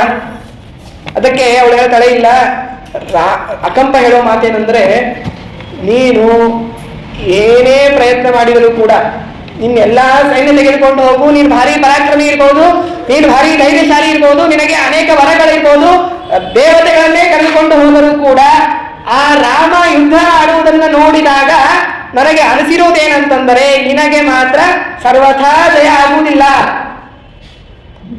ನೀನು ರಾಮನನ್ನ ಗೆಲ್ಲುವುದಕ್ಕೆ ಸಾಧ್ಯವೇ ಇಲ್ಲ ಅಂತ ನನಗೆ ಅವನ ಪರಾಕ್ರಮವನ್ನು ನೋಡಿ ಅನಿಸಿದೆ. ಹಾಗಾಗಿ ನೀನು ಅಲ್ಲಿ ಹೋದರೆ ಉಪಯೋಗವಿಲ್ಲ. ಏನ್ ಮಾಡಬೇಕು? ಒಂದೇ ಒಂದು ಉಪಾಯ ಇರುವುದೇನೆಂದರೆ, ಆ ರಾಮನ ಹೆಂಡತಿ ಸೀತೆ ಬಹಳ ಸುಂದರಿ, ಅವಳು ಪತಿವ್ರತ ಪರಾಯಣಳು, ಅವಳ ಮೇಲೆ ರಾಮ ಬಹಳ ಮನಸ್ಸು ಇಟ್ಕೊಂಡಿದ್ದಾರೆ. ಅವಳನ್ನೇನಾದ್ರೂ ನೀನು ಅಪಹರಿಸಿದರೆ ಆಗ ಅಲ್ಲಿಗೆ ರಾಮ ಕುಸಿದು ಬಿಡ್ತಾನೆ, ನಿಶಕ್ತನಾಗಿ ಹೋಗ್ತಾನೆ. ಹಾಗಾಗಿ ಅದನ್ನ ಮಾಡಿ ಏನಾದ್ರೂ ನೀನು ರಾಮನನ್ನ ಗೆಲ್ಲಬಹುದು, ನೀನೇ ಯುದ್ಧಕ್ಕಾಗಿ ಹೋಗಿ ಗೆಲ್ತೀನಿ ಅಂತಂದ್ರೆ ಅದು ಸುಳ್ಳು ಅಂತ ಹೇಳಿ ಎಲ್ಲ ಹೇಳ್ತಾ ಇದ್ದಾನೆ. ಆದರೆ ಇವಳು ಕೂಡ ಅದನ್ನೇ ಹೇಳಿದ್ರು. ಅಷ್ಟೇ ಅಲ್ಲ, ಏನು ಇವಳು ಶೂರ್ಪಣಖ ಹೇಳೋದು, ರಾಮನ ಜೊತೆಗೆ ಸೀತೆ ಇರೋದು ಸರಿಯಾಗಿ ಕಾಣ್ತಾ ಇಲ್ಲ, ನಿನ್ನೊಡನೆ ನಿನ್ನ ಪಕ್ಕ ನಿಲ್ಲಿಸಿದ್ರೆ ಮಾತ್ರ ಬಹಳ ಚೆನ್ನಾಗಿ ನಿಮ್ಮ ಜೋಡಿ ಕಾಣಿಸುತ್ತೆ. ಹಾಗಾಗಿ ಒಂದು ಬಾರಿ ವಿಚಾರ ಮಾಡು. ರಾವಣನ ಗುಣ ಗೊತ್ತಿತ್ತು ಅವಳಿಗೆ. ರಾವಣನದೊಂದು ಅದು ಕೆಟ್ಟ ಗುಣ, ಏನೇ ಜಗತ್ತಿನಲ್ಲಿ ಇದ್ದರೂ ಕೂಡ ಅದು ನನ್ನ ಮನೆಯಲ್ಲಿ ಇರ್ಬೇಕು, ನನ್ನ ಅರಮನೆಯಲ್ಲಿ ಇರ್ಬೇಕು. ಅಪೂರ್ವವಾದ ಒಂದು ವಸ್ತು ಇದೆ ಅಂತಾದರೆ ಅದು ನನ್ನ ಹತ್ತಿರನೇ ಇರಬೇಕು ಅಂತ. ಹಾಗಾಗಿ ಏನೇನಿತ್ತೋ ಅದೆಲ್ಲವನ್ನೂ ಕೂಡ ತಂದಿಟ್ಕೊಂಡಿದ್ದಾವೆ. ಸೀತೆಯ ಬಗ್ಗೆ ಹೇಳಿದರೆ ರಾವಣ ಅವಶ್ಯವಾಗಿ ಪ್ರಯತ್ನ ಮಾಡ್ತಾನೆ ಅಂತ ಹೇಳಿ ಕೇಳಿ ಎಲ್ಲ ಮಾಡಿ ಅವನೇನ್ ಮಾಡ್ದ, ಒಂದು ಕ್ಷಣ ಸುಮ್ಮನೆ ಆಗ್ಬಿಟ್ಟ. ಚಿರಂ ಸಂತಿತ್ಯ ನಿಶ್ಚಿತ್ಯ, ಇವರೆಲ್ಲ ಇಷ್ಟು ಹೇಳಿದ್ರು ಕೂಡ ಅವನು ಕೆರಳಲಿಲ್ಲ. ನಿಧಾನವಾಗಿ ವಿಚಾರ ಮಾಡ್ತಾನೆ. ಇವರು ಇಷ್ಟೆಲ್ಲ ಹೇಳ್ತಾ ಇದ್ದಾರೆ, ಏನ್ ಮಾಡ್ಬೇಕು ನಾನು ಅಂತ ಹೇಳಿ ನಿಶ್ಚಯ ಮಾಡಿಕೊಂಡು, ಸರಿ ಆಯ್ತು ಅವಶ್ಯವಾಗಿ ಹೋಗಿ ಬರ್ತೇನೆ ಅಂತ ಹೇಳಿ ಹೊರಟ. ಅಲ್ಲಿಂದ ಲಂಕಾಪಟ್ಟಣದಿಂದ ಹೊರಟಿದ್ದಾನೆ. ಹೊರಟಿದ್ದು ರಾಮನ ಹತ್ತಿರ ಹೋಗಿಲ್ಲ, ನೇರವಾಗಿ ಬಂದಿದ್ದು ಮಾರೀಚನ ಹತ್ತಿರ ಬಂದವ. ಮಾರೀಚನ ಹತ್ತಿರ ಬಂದು ಅವನು ತಪಸ್ಸು ಮಾಡ್ತಾ ಕುಳಿತಿದ್ದ. ಅವನು ಹೇಳ್ತಾನೆ, ಮಾರೀಚ ಎಂತಹ ಅವನಿಗೆ ಭಯ ಬಂದಿತ್ತು ಅಂತಂದ್ರೆ, ಆ ರಾಮನ ಬಾಣದ ಹೊಡೆತವನ್ನ ನಾನು ಯಾವಾಗ ಅನುಭವಿಸಿದ್ದೀನಿ? ರಾಮ ಚಿಕ್ಕವನಿದ್ದಾಗ 15-16ರ ಪ್ರಾಯದಲ್ಲಿ ಅಷ್ಟು ವೇಗದಿಂದ ಬಾಣ ಬಿಡ್ತಾನೆ ಅಂತಾದರೆ, ಈಗ ಭಾರಿ ಯುವಕ, ಭಾರಿ ಶಕ್ತಿಶಾಲಿಯಾಗಿರ್ತಾನೆ. ಈಗೇನಾದ್ರೂ ನಾನು ಅವನ ಬಾಣಕ್ಕೆ ಹತನಾಗುವಂತಹ, ಬಾಣದ ಹೊಡೆತ ಸಿಗುವಂತಹ ಪ್ರಸಂಗ ನನ್ಗೆ ಬೇಡೇ ಬೇಡ. ಅದಕ್ಕಾಗಿಯೇ ಎಲ್ಲ ಬಿಟ್ಟು ಈ ಗೋಕರ್ಣದಲ್ಲಿ ಸುಮ್ಮನೆ ತಪಸ್ಸು ಮಾಡ್ತಾ ಇದ್ದೀನಿ, ದಯಮಾಡಿ ನನಗೆ ಕರಿಬೇಡ ಅಂತ ಹೇಳಿ ಮುಂದೊಂದು ಮಾತಾಡ್ತಾನೆ. ಅಷ್ಟೇ ಅಲ್ಲ, ನೀನು ಕೂಡ ಹೋಗಬೇಡ ಅಂತ. ತ್ವಂ ಸ್ವೇಷು ದಾರೇಶು ರಮಸ್ವ ನಿತ್ಯಂ ರಾಮಸ್ವ ಭಾರ್ಯೋ ರಮತಾಂಗನೇಶು. ನೀನು ಸುಖವಾಗಿದ್ದಿ, ನಿನಗೆ ಅನೇಕ ಹೆಂಡತಿಯರಿದ್ದಾರೆ, ಅವರ ಜೊತೆಗೆ ಆರಾಮಾಗಿ ವಿಹಾರ ಮಾಡ್ತಾ ಲಂಕಾಪಟ್ಟಣದಲ್ಲಿ ಸುಖವಾಗಿ ಇರು. ರಾಮನು ಕೂಡ ಇಲ್ಲಿ ಅವನ ವನದಲ್ಲಿ ಸುಖವಾಗಿ ವಾಸ ಮಾಡಲಿ. ಅವನ ಗೋಜಿಗೆ ಹೋಗಿ ನೀನು ದುಃಖ ಪಡುವಂತೆ ಆಗಬೇಡ, ನೀನು ಸುಖವಾಗಿರ್ತೀಯ, ನಾವು ಸುಖವಾಗಿರ್ತೀವಿ, ಹಾಗಾಗಿ ಹೋಗಬೇಡ ಅಂತ ಹೇಳಿದಾಗ ರಾವಣ ಅವನ ಮಾತು ಕೇಳ್ತಾನೆ. ಕೇಳಿ ಮತ್ತೆ ತಿರುಗಿ ಲಂಕೆಗೆ ಹೋದ. ಆಗ ಇವ್ರು ಮತ್ತೆ ಪ್ರಚೋದನೆ ಮಾಡ್ತಾರೆ, ನೀನು ಅವರೊಡನೆ ಇರಬೇಕು, ಅವರನ್ನು ನೀನು ಪಡೆದುಕೊಳ್ಳದೆ ಹೋದ್ರೆ ನೀನು ಇದ್ದೇ ವೇಸ್ಟು ಅನ್ನುವಂತಹ ಎಲ್ಲ ಮಾತುಗಳನ್ನು ಹೇಳಿದಾಗ ಮತ್ತೆ ಕೆರಳಿಸಿ ಕಳಿಸ್ತಾರೆ. ಆಗ ಮತ್ತೆ ಬರ್ತಾನೆ. ಅವನಿಗೆ ರಾಮನ ಎದುರಿಗೆ ಹೋಗುವಂತಹ ಧೈರ್ಯವೇ ಇರಲಿಲ್ಲ. ಮತ್ತೆ ಬಂದಿದ್ದು ಮತ್ತೆ ಮಾರೀಚನ ಹತ್ತಿರ. ಮಾರೀಚನಿಗೆ ಬಂದು ಮೊದಲನೇ ಸಲ ಬಂದಾಗ ಏನ್ ಮಾಡಿದ್ದ, ನೇರವಾಗಿ ಈ ವಿಷಯ ಇದೆಯಲ್ಲ, ನನ್ನ ಕೆಲಸ ಮಾಡಿಕೊಡು ಅಂತಂದ. ಈಗ ವಿಷಯ ಗೊತ್ತಾಗಿದೆ, ಹಾಗಾಗಿ ಇವನು ಬರುವುದಿಲ್ಲ ಅನ್ನೋದು ಖಚಿತ ಇತ್ತು. ಅದಕ್ಕೆ ಅವನನ್ನ ಹೊಗಳ್ತಾ ಇದ್ದಾನೆ. ವೀರ್ಯೇ ಯುದ್ಧೇ ಚ ತರ್ಕೇ ಚ ನಕ್ಷಂತಿ ಸದೃಶಸ್ತವ. ಭಾರೀ ಪರಾಕ್ರಮಿ ನೀನು, ಯುದ್ಧದಲ್ಲಿ ನಿನ್ನನ್ನ ಗೆಲ್ಲುವವರೇ ಯಾರಿಲ್ಲ, ಭಾರೀ ಮದದಿಂದ ದೃಪ್ತನಾಗಿರೋ ನೀನು, ನಿನಗೆ ಸದೃಶರಾಗಿರೋರು ಯಾರೂ ಇಲ್ಲ. ನಿನ್ನಂತಹ ಪರಾಕ್ರಮಿ ಮಾರೀಚ ನೀನು ಈ ಕೆಲಸಕ್ಕೆ ಸಹಾಯ ಮಾಡಿದೆ ಅಂತಾದರೆ ಬಹಳ ನನಗೆ ಅನುಕೂಲ ಆಗುತ್ತೆ. ಈ ಮನೆಯ ಗೋಚುಗಳಿಂದ ನನಗೆ ಸಾಕಾಗಿ ಹೋಗಿದೆ. ಅವನಿಗೆ ಅಲ್ಲಿ ಆ ಸೀಟನ್ನು ನೋಡಲಿಲ್ಲ, ಹಾಗಾಗಿ ಅದ್ರ ಬಗ್ಗೆ ಆಸಕ್ತಿ ಇರಲಿಲ್ಲ. ಹಾಗೆ ಈ ಕಲಹವನ್ನು ಇವರು ತಂಗಿ ಅಕಂಬರ ಮತ್ತು ಶೂರ್ಪಣಕ್ಕೆ ಬಂದು ಹೇಳುವ ಮಾತುಗಳಿಂದ ಇವನಿಗೆ ಸಾಕಾಗಿತ್ತು. ಅದಕ್ಕೆ ಹೀಗೆ ಹೇಳ್ತಾ ಇದ್ದಾನೆ. ಆಗ ಮಾರೀಚ ಹೇಳ್ದ, ಜಾನಾಮಿ ಸಂಪರ್ಶ ಶರಸ್ಯ, ಆ ಬಾಣದ ಹೊಡೆತವನ್ನು ನಾನು ನೋಡೀನಿ, ಹಾಗಾಗಿ ನಾನು ಹೋಗುವುದಿಲ್ಲ ಅಂತ. ಇಷ್ಟು ಹೇಳಿದ ಮೇಲೆ ಏನ್ ಮಾಡ್ತಾನೆ ರಾವಣ ಅಂತಂದ್ರೆ, ತನ್ನ ಖಡ್ಗವನ್ನು ತೆಗೆದು ನೀನು ಏನಾದ್ರೂ ಬರಲಿಲ್ಲ ಅಂತಾದ್ರೆ ರಾಮನ ಬಾಣದಿಂದ ಅಲ್ಲ, ನನ್ನ ಖಡ್ಗದಿಂದಲೇ ನೀನು ಸತ್ತು ಹೋಗ್ತೀಯ, ಎಲ್ಲಾದ್ರೂ ನೀನು ಸಾಯೋದೆ, ಹಾಗಾಗಿ ಸಾಯೋದೇ ನಿಶ್ಚಿತ ಅಂತಾದ್ರೆ ಅಲ್ಲಿ ಹೋಗಿ ಸಾಯಿ, ನನ್ನ ಕೆಲಸವೇ ಆಗತ್ತೆ ಅಂತ ಹೇಳಿದಾಗ ಸರಿ ಆಯ್ತು ಅಂತ ಒಪ್ಕೊಂಡ. ಅದಕ್ಕೆ ಆಚಾರ್ಯ ಹೇಳ್ತಾರೆ, ಅವನಿಗೆ ಭಯದಿಂದ ಒಪ್ಕೊಂಡಿದ್ದಲ್ಲ ಅಂತೇಳಿ. ಭಯನೋ ರಾವಣ ಹೆದರಿಸಿದ, ಆದರೆ ನಿಸರ್ಗದಷ್ಟ ಅವನು ರಾಕ್ಷಸ, ಹಾಗಾಗಿ ಸ್ವಭಾವ ಕಾರಣ ಕೂಡ ಅವನು ರಾಮನ ದ್ವೇಷಿಯೇ ಆಗಿದ್ದ. ಹಾಗಾಗಿ ಇದು ಒಂದು ಅವಕಾಶ ಅಂತ ಹೇಳಿ ತಿಳಿದುಕೊಂಡು ಅಲ್ಲಿ ತಾನು ಹೋಗಿ ಹೊರಟಿದ್ದಾನೆ. ಏನ್ ಮಾಡಬೇಕು ಅಂತಂದ್ರೆ, ತ್ವಂ ಸುವರ್ಣ ಮೃಗೋ ಭೂತ್ವ ತತ್ರ ಸೀತಾಂಗಿಲೋ ಭಯ. ರಾವಣ ಬಿಡುವ ಉಪಾಯ, ಅಲ್ಲಿ ಸುವರ್ಣ ಮೃಗವಾಗಿ ನೀನು ಸಂಚಾರ ಮಾಡು, ಸೀತೆಯ ಎದುರುಗಡೆ ನೀನು ಆ ರೀತಿ ಸಂಚಾರ ಮಾಡಿದಾಗ ಸೀತೆ ನಿನ್ನನ್ನ ಪಡೆದುಕೊಳ್ಳಬೇಕು, ತನ್ನಲ್ಲಿಯೇ ಇಟ್ಟುಕೊಳ್ಳಬೇಕು ಅನ್ನುವಂತೆ ಅವಳಿಗೆ ಅನಿಸಬೇಕು. ಹೀಗೆ ನೀನು ಅವಳ ಎದುರಿಗೆ ಹೋಗಿ ಅವಳನ್ನ ವಿಲೋಮನೆ ಮಾಡು ಅಂತ ಹೇಳಿದ್ದಾನೆ. ಹೀಗೆಲ್ಲ ಹೇಳಿದಾಗ ಮಾರೀಚ ಸರಿ ಆಯಿತು ಅಂತ ಹೇಳಿ ಒಪ್ಪಿಕೊಂಡು ಅಲ್ಲಿಂದ ಹೊರಟಿದ್ದಾನೆ. ವಿಪಕ್ಷ ಭಕ್ತಂ ಹನ್ಯಾಂ ತ್ವಾಂ ಆಜ್ಞಾಂ ಮೇನ ಕರೋಷಿದೆ. ಹೆದರಿಸಿ ಅವನಿಗೆ ಭಯ ಇತ್ತು ರಾವಣನಿಗೆ, ಇನ್ ಮಾಡ್ತಾನೋ ಇಲ್ಲೋ ಅಂತ ಹೇಳಿ. ರಾಮನಿಂದ ಭಯ ಪ್ರೀತನಾಗಿದ್ದಾನೆ ಅಂದ್ರೆ ನಾನು ಹೋಗ್ತಾನೋ ಇಲ್ಲೋ. ಮತ್ತೆ ಹೋಗ್ಬೇಕಾದವರು ಕೂಡ ಅವನಿಗೆ ಹೇಳ್ತಾನೆ, ನೀನು ವಿಪಕ್ಷ ಭಕ್ತ ಅಂತ. ತನ್ನ ಸೇನೆಗೆ ತನ್ನವರಿಗೆ ಪೂಜಿಸಬೇಕು, ಪ್ರೀತಿಸಬೇಕು, ಆದರೆ ಶತ್ರು ಸೈನ್ಯಕ್ಕೆ ಪೂಜಿಸುವುದು, ಶತ್ರು ಸೈನ್ಯವನ್ನ ಸ್ನೇಹಿಸುವುದು ಅದು ದೋಷ. ಅದು ಅಂತವನು ನೀನು ವಿಪಕ್ಷ ಭಕ್ತಂ ಹನ್ಯಾಂತ, ನಿನಗೆ ಈ ದೋಷ ಇದೆ ಅಂತ ಹೇಳಿ ನಾನು ನಿನ್ನನ್ನ ಶಿಕ್ಷಿಸುವೆ ಅಂತ ಹೇಳಿ ಮತ್ತೆ ಹೆದರಿಸಿದ್ದಾನೆ. ಹಾಗಾಗಿ ಅಲ್ಲಿಂದ ಆ ಮಾರೀಚ ತಾನು ಹೊರಟಿದ್ದಾನೆ. ಅವನು ಆ ವಿದ್ಯೆಯಲ್ಲೂ ಕೂಡ ನಿಪುಣನಾಗಿದ್ದ.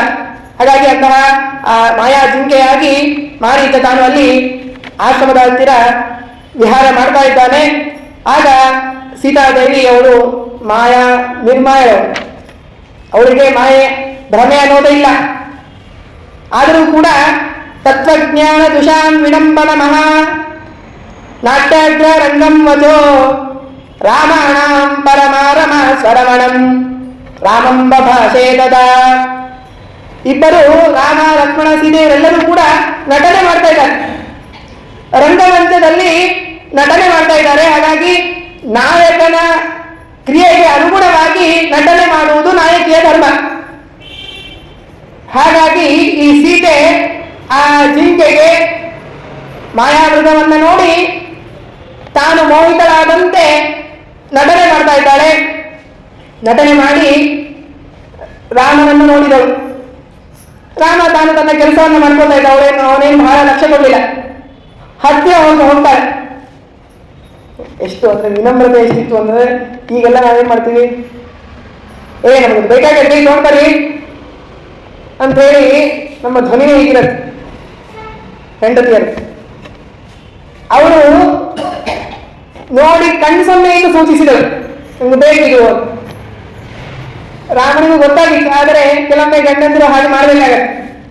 ಗೊತ್ತಾಗಿದ್ದ ವಿಷಯ ಆದ್ರೂ ಕೂಡ ಗೊತ್ತಾಗದೇ ಇರುವಂತೆ ಮಾಡ್ತಾರಲ್ಲ, ಹಾಗೆ ಹಾಗೆ ಇಲ್ಲ, ಏನೂ ಇಲ್ಲೇ ಇಲ್ಲ ಅನ್ನೋ ಹಾಗೆ ಗೊತ್ತಿಲ್ಲದಂತೆ ರಾಮ ಮಾಡಿದಾಗ ಆ ಮೃಗ ತಾನು ಎದುರು ತಿರುಗುತ್ತಾ ಇದೆ. ಇವನು ಸೀತೆ ರಾಮನ ಹತ್ತಿರ ಬಂದು ಕುಳಿತು ರಾಮನನ್ನ ನೋಡೋದು, ಜಿಂಕೆಯನ್ನ ನೋಡೋದು, ಕೇಳಲಿಕ್ಕೆ ತಯಾರಿಲ್ಲ. ಬಾಯಿ ಬಿಟ್ಟು ನನಗಿದು ಬೇಕು ಅಂತನ್ನೋದಕ್ಕೆ ಎಷ್ಟು ಸಮಯ ತಗೋತಾ ಇದ್ದಾರೆ ನೋಡಿ. ಆಗ ಅದು ಕೂಡ ಸ್ವಲ್ಪ ಸುಮ್ಮನೆ ರಾಮ ಏನೋ ಹೇಳುವ ವಿವಕ್ಷೆ ಇದೆ ಇವಳಿಗೆ ಅಂತ ಹೇಳಿ ತಿಳಿಯುವಂತೆ ತಾನು ನಟನೆ ಮಾಡಿದ. ಆಗ ಮತ್ತೆ ಒಂದಿಷ್ಟು ಮುಂದಕ್ಕೆ ಬಂದು ರಾಮನನ್ನ ಹೀಗೆ ಮುಟ್ಟಿ, ಸ್ವಾಮಿ ಆರ್ಯ ಏನಾಯ್ತು? ಇಲ್ಲ ಅಲ್ಲಿ ನೋಡ್ರಿ, ತಕ್ಷಣ ಬೇಕು ಅಂತಲ್ಲ, ಅಲ್ಲಿ ನೋಡ್ರಿ, ಹೌದು ಒಳ್ಳೆ ಕಾಡಿದೆ, ಹುಲ್ಲುಗಳೆಲ್ಲ ಬೆಳೆದಿದೆ, ಜಿಂಕೆಗಳೆಲ್ಲ ಓಡಾಡ್ತಾ ಇದ್ವು, ಜಿಂಕೆಗಳೆಲ್ಲ ಓಡಾಡ್ತಾ ಇದೆ ಅಂತ ಹೇಳ. ಆಗ ಇವರು ಸೀತೆ ಹೇಳ್ತಾರೆ, ಅಲ್ಲಿ ಅಲ್ಲಿ ನೋಡ್ರಿ, ಆ ಜಿಂಕೆ ನೋಡ್ರಿ, ಬರೀ ತೋರಿಸುವುದಂತ ಹೇಳ್ತಿದೆ, ಅದು ನನಗೆ ಬೇಕು ಅಂತ ಅನ್ನುವಂತಹ ಮಾತಾಡ್ತಾ ಇದ್ದಾರೆ. ಆಮೇಲೆ ರಾಮ ಅವರಿಂದ ಬರೆಸ್ಬೇಕು ಅಂತ, ನೋಡ್ರಿ ಆ ಜಿಂಕೆ ಎಷ್ಟು ಚೆನ್ನಾಗಿದೆ ರೀ, ಅದು ನನ್ನ ಹತ್ರ ಇದ್ರೆ ಬಹಳ ಚೆನ್ನಾಗಿರುತ್ತೆ, ಅದನ್ನ ನೋಡಿದ್ರೆ ಮುದ್ದಾಡಬೇಕು ಅನಿಸ್ತಾ ಇದೆ, ಅದ್ ನೀವು ಒಂದು ಸ್ವಲ್ಪ ನನಗೆ ತಂದ್ಕೊಡ್ತೀರಾ ಅಂತೇಳಿ ಇಷ್ಟೊತ್ತಾದ ಮೇಲೆ ಸೀತೆ ರಾಮನಿಗೆ ಬಾಯಿ ಬಿಟ್ಟು ಕೇಳಿದರು. ಒಂದೊಂದು ಕ್ಷಣದಲ್ಲೂ ಕೂಡ ಇದೇನು ಕೇಳಿದ್ರು ಅಂತ ಹೇಳಿ ಮುಗಿಸ್ಬೋದಿತ್ತು, ಆದ್ರೆ ರಾಮಾಯಣ ಹೊರಟಿರೋದೇ ಅದನ್ನು ಶಿಕ್ಷಿಸುವುದಕ್ಕೆ, ಹೇಗೆ ನಮ್ಮ ವರ್ತನೆ ಇರಬೇಕು, ಅಷ್ಟು ವಿನಮ್ರತೆಯಿಂದ ಆ ಸೀತೆ ನಾನು ಕೇಳಿ ಅದನ್ನ ನಮಗೆ ತಿಳಿಸ್ತಾ ಇದ್ದಾಳೆ. ನಮಗೇನೋ ಬೇಕಾಗಿತ್ತು ಅಂತಂದ್ರೆ ಅದನ್ನ ಕೇಳಿ ಕೊಡುವಂತಹ ಪ್ರಸಂಗ ಪರಿಸ್ಥಿತಿಗಳು ಇಲ್ಲದೇ ಇದ್ದಾಗ ಬಹಳ ಅರ್ಥಾಂತ ಮಾಡಿ, ಈಗಂದ್ರೆ ಏನಂತಂದ್ರೆ ಅದಕ್ಕಾಗಿ ನಮ್ಗೇನ್ರಿ ಅಂತಂದ್ರೆ ಮಗಳು ಮನೆಗೆ ಬಂದಿದ್ದಾಳ್ರಿ, ನಾವೇ ಹೇಳಿದ್ವಿ ಏನಿಲ್ಲ ಅವತ್ತು ಸಂಡೆ ಇತ್ತು, ಪಕ್ಕದಲ್ಲಿ ಒಂದು ಗಾರ್ಡನ್ ಇದೆ, ಅಲ್ಲಿ ಕರ್ಕೊಂಡು ಹೋಗು ಅಂತಂದ್ರೆ ಅವನಿಗೆ ಆಗೋದಿಲ್ಲ ಅಂತಂದ ಮಳೆ ಅಂತ, ಅದಕ್ಕಾಗಿ ಏನಂದ್ರೆ ನಾವು ಕರ್ಸ್ಕೊಂಡ್ಬಿಟ್ಟಿ. ಆದ್ರೆ ರಾಮಾಯಣ ಹೇಳ್ತಾ ಇರೋದೇನಂತಂದ್ರೆ ಹೀಗಿರ್ಬೇಕು, ಕೇಳೋದು ತಪ್ಪು ಅಂತ ಹೇಳ್ತಾ ಇಲ್ಲ, ಆದರೆ ಅಲ್ಲಿ ಒಂದು ಸಹಿಷ್ಣುತೆ, ಸಹನಶೀಲತೆ, ಪರಿಸ್ಥಿತಿಗಳು ಯಾವಾಗಲೂ ಕೂಡ ಒಂದೇ ರೀತಿಯಾಗಿ ಇರುವುದಿಲ್ಲ. ಆ ಪರಿಸ್ಥಿತಿಗೆ ತಕ್ಕಂತೆ ತಾನು ಇಬ್ಬರೂ ಕೂಡ, ಕೇವಲ ಹೆಂಡತಿ ಅಂತ ಅಷ್ಟೇ ಅಲ್ಲ, ಗಂಡ ಹೆಂಡತಿ ಇಬ್ಬರೂ ಕೂಡ ಪರಿಸ್ಥಿತಿಗೆ ತಕ್ಕಂತೆ ತಾವು ವರ್ತನೆ ಮಾಡಿದರೆ ಮನಸ್ಥಿತಿಗಳು ಒಂದಾಗತ್ತೆ. ಮನಸ್ಥಿತಿಗಳು ಒಂದಾದಾಗ ಆ ಇಬ್ಬರಲ್ಲಿ ದಾಂಪತ್ಯ ಅನ್ನೋದು ಸುಖಮಯವಾಗಿರುತ್ತೆ ಅನ್ನೋದನ್ನ ಇಲ್ಲಿ ಸೀತಾದೇವಿ ನಮಗೆ ತಿಳಿಸ್ತಾ ಇದ್ದಾಳೆ. ಹೀಗೆ ಆ ಜಿಂಕೆಯನ್ನ, ಮಾಯಾ ಜಿಂಕೆಯನ್ನ ನನಗೆ ರಾಮ ಸ್ವಾಮಿ ನೀವು ತಂದು ಕೊಡಬೇಕು ಅಂತ ಹೇಳಿ ಕೇಳಿಕೊಂಡಾಗ ಆಗ ರಾಮನು ಕೂಡ ಮತ್ತೆ ಅದೇ ರೀತಿಯಾಗಿ ವಿಡಂಬನೆಗಳನ್ನೆಲ್ಲ ಮಾಡ್ತಾನೆ. ಅವುಗಳನ್ನ ನಾಳೆ ದಿನ ಕೇಳೋಣ ಅಂತ ಹೇಳ್ತಾ ಈ ಜ್ಞಾನ ಕಾರ್ಯವನ್ನ ಗುರುಗಳ ಪಾದಾರವಿಂದಗಳಲ್ಲಿ ಸಮರ್ಪಣೆ ಮಾಡೋಣ. ಶ್ರೀಕೃಷ್ಣ ಅರ್ಪಣ ವಸ್ತು.